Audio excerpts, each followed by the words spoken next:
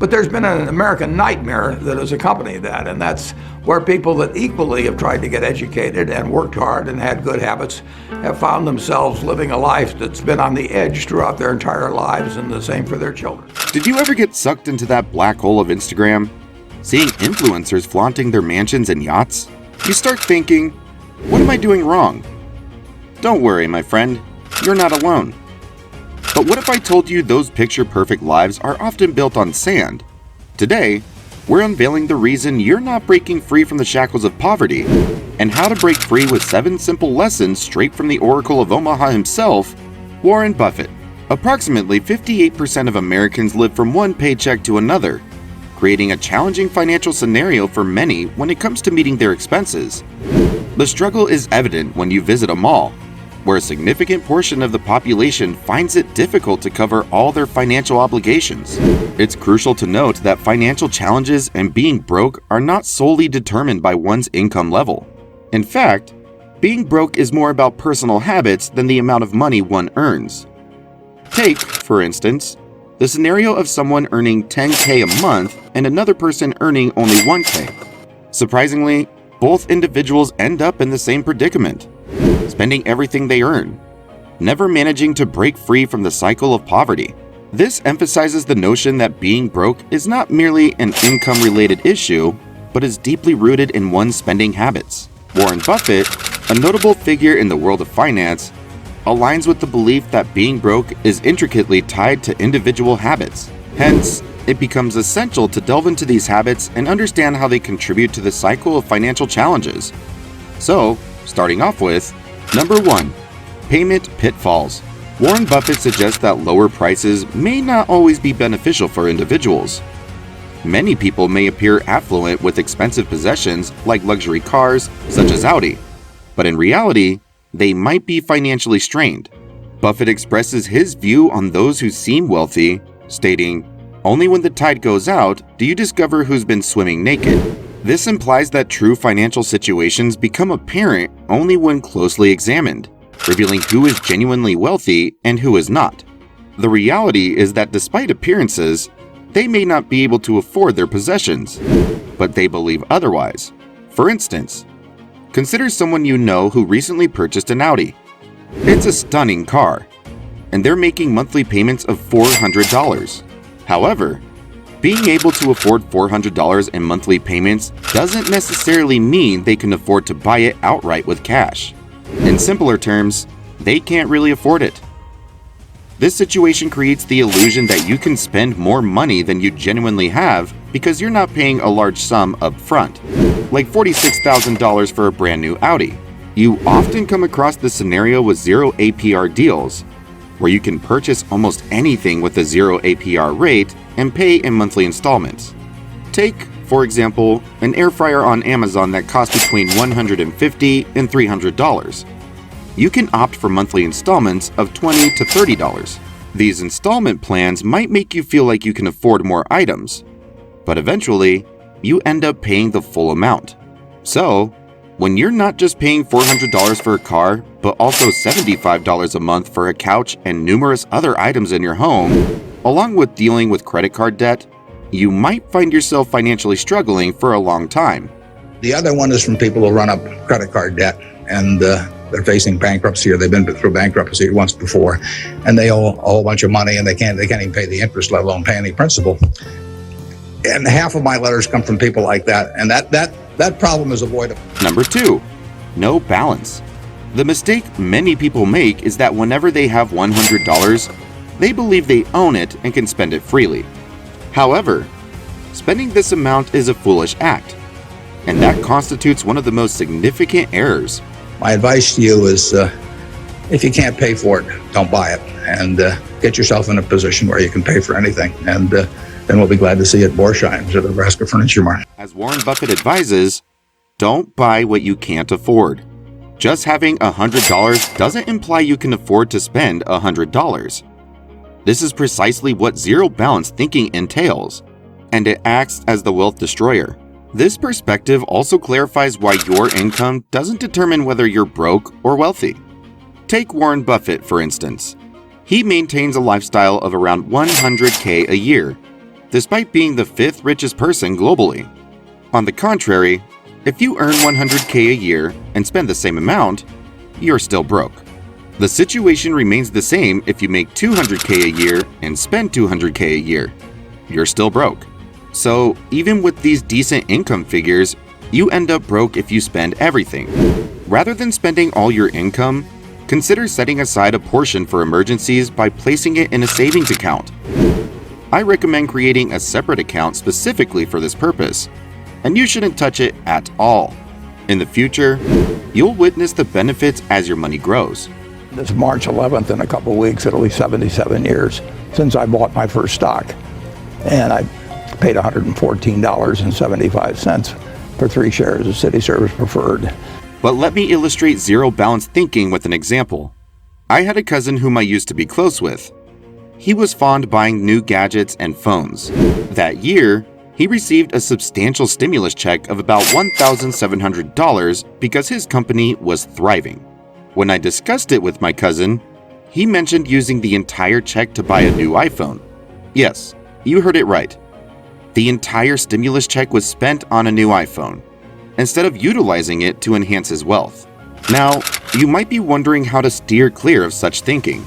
There's a straightforward rule to follow, known as the Rule of 5. If you can't afford to buy 5 of the items you want with cash, then you can't afford it at all. For instance, if you have $100, you should only buy something that costs $20. It's crucial not to complicate this rule unnecessarily. In the words of Warren Buffett, I don't look to jump over 7-foot bars. I look around for 1-foot bars so that I can step over.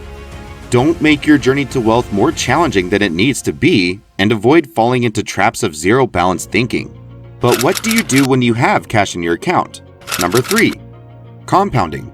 Now that you're setting aside a portion of your income, it's time to utilize it wisely through compounding. Compounding is a source of income that takes your money and increases it at an exponential rate.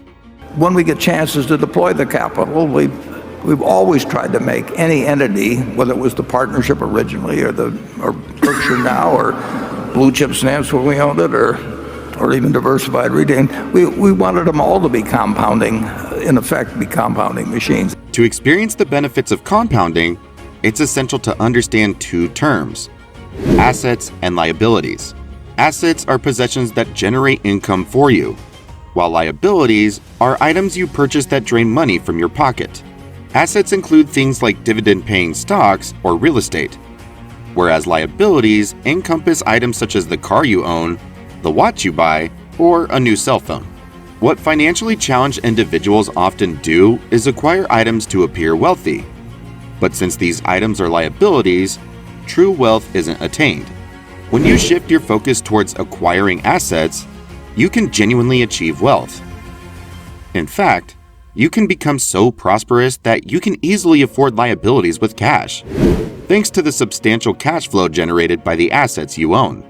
This will be clearer with the story. My brother, who was in a good financial position, considered purchasing a yacht to enhance their image and fulfill a long-standing desire. However, they were also keen on personal finance and exploring ways to increase their wealth. They read Robert Kiyosaki's Rich Dad, Poor Dad and discovered that wealthy individuals often own real estate, a trend followed by icons like Warren Buffett and Charlie Munger. So, my sibling chose to invest in a commercial shop instead. Within a month of preparing the place for renting, they secured a tenant and began earning a consistent profit of $700 each month. This serves as a perfect illustration of how an asset generates cash flow, contrasting with a liability that, despite its appeal, provides no returns. The best part is that you don't need a substantial amount of cash to initiate the compounding effects. While real estate may be costly, you can start building assets like stocks that offer dividends with as little as $5 a day, $5 a week, or even $5 a month, whatever suits your comfort level. One crucial point to note is that assets differ significantly from income from a savings account. A savings account grows in proportion to your income. Your income increases, and so does your savings account. However, assets grow rapidly and independently of your income, contributing to quick wealth accumulation. A prime example is witnessing investors becoming wealthy as the value of their real estate increases by 100%. To effectively leverage compounding, adhere to the 5-to-1 rule. This means for every $5 spent on liabilities, allocate $1 towards assets. If you spend $15 at McDonald's, consider investing $3 in McDonald's. Similarly, if you spend $80 at KFC, allocate $16 towards investing in KFC. Number 4. Luxury lifestyle. The age of social media has deceived us in numerous ways. On Instagram, many individuals may appear affluent, yet they may not even afford a restaurant meal. Some people even accumulate debt just to showcase a luxurious lifestyle online. Consider Warren Buffett, for instance. His suits bear no flashy brands. He enjoys McDonald's and drives a Toyota. Isn't it amusing that he could have chosen Lamborghinis or Bugattis, but he didn't? This is my cell phone. How do you tweet on that thing? Alexander, it's falling apart as a matter of fact. No, Alexander Graham Bell gave me this. With your room key in the middle, yeah, right. which is black, by the way, so no one knows where you're actually Yeah. staying, which is good. Alexander Graham Bell gave you the phone. That's so how do you tweet? I don't. I've had 5 tweets and another person did it for me. You can emulate his approach. Focus on what truly matters in your life while simultaneously building wealth. There's one more essential step you need to take to expedite your wealth growth. Number 5. Failing to invest in your own growth. Not putting effort into personal growth and learning may restrict financial success. Individuals might accumulate large debts, and the value of money could decrease significantly. Various challenges might arise. However, if you have skills and have fully developed them, you possess a valuable asset that can yield significant returns. If they just learn to communicate better, and both in writing and in person, they increase their value at least 50%. I mean, if you can't communicate, somebody says, it's like winking at a girl in the dark. Nothing happens, basically. And you have to be able to get forth your ideas, and that's relatively easy. I did it myself. As Warren Buffett suggested, it's essential to invest in yourself, and the most valuable investment is your own knowledge. By far the best investment you can make is in yourself. For example, communication skills. I tell the students that come, they're going to graduate schools and business, and they're learning all these complicated formulas and all that. If they just learn to communicate better, both in writing and in person, they increase their value at least 50%. If you invest in yourself, nobody can take it away from you. You can achieve this by reading books and taking financial courses. This practice will bring positive results for you in the long term. Number 6. Take charge. While it's easy to make excuses, blaming businesses for being money-driven, the reality is we're all navigating the challenge of survival in the current world. The crucial point here is that each of us has a choice to make purchases or refrain, and the challenge lies in lacking a filter. Many people buy things they don't truly need simply because they want them. When you can develop a filter and resist the urge to buy impulsively, you'll realize how much richer you feel with that extra money. This prompts you to begin investing, witnessing your money grow, and instilling a desire for even faster growth. Now, you start contemplating ways to boost your income. As a saver and investor, you transition to the other side, becoming a producer akin to the businesses you patronize. This shift allows you to generate more cash flow, understanding the dynamics of the game. Perhaps you'll put in extra hours at your workplace, aiming for a promotion, or you might initiate a side hustle like starting a YouTube channel. Either way, the goal is to increase your income, enabling you to acquire more assets and accelerate the growth of your wealth. Ultimately, this empowers you to engage in the activities that hold the utmost importance for you. Number 7. Carrying debt and a costly interest burden. Having debts with high interest rates, especially from credit cards, can quickly harm your financial well-being. Consider this. Historically, the overall stock market has provided annualized returns of 9% to 10%, depending on the specific multi-decade period. Even the most successful investors consistently achieve returns in the 12% to 15% range. So, even if your investments perform exceptionally well, having debts at 18% or higher interest puts you at risk of long-term losses. Moreover, many people use credit cards impulsively. In fact, a 2018 survey revealed that about 1/4 of individuals with credit card debt spent more than they could afford on unnecessary purchases. As Buffett points out, if you buy things you do not need, soon you will have to sell things you need. In conclusion, the journey to financial well-being involves a mindful approach to our choices in a world driven by consumption.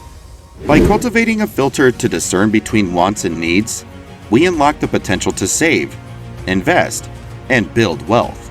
The realization that our purchasing decisions shape our financial destiny prompts a shift from being mere consumers to active producers, seeking opportunities to increase income and strategically grow assets. As we strive for financial independence, remember that small, intentional steps can lead to significant transformations. Let's embark on this journey of financial empowerment, making choices that align with our values and aspirations, and ultimately, granting us the freedom to pursue the things that matter most in life.